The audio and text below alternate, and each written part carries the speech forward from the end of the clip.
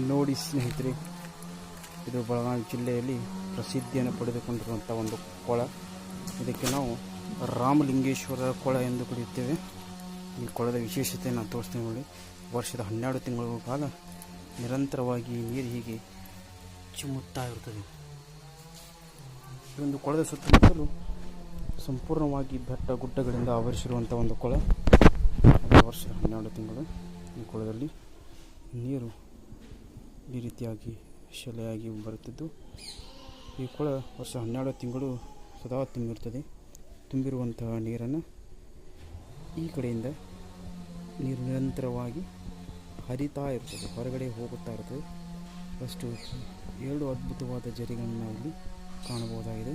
ಅದರಲ್ಲಿ ಒಂದು ಈ ದೇವಸ್ಥಾನದ ಈ ಜರಿ, ಮತ್ತೊಂದು ಈ ಭಾಗದಲ್ಲಿ ನಾವು ಕಾಣಬಹುದಾಗಿದೆ. ಇದು ವರ್ಷ 12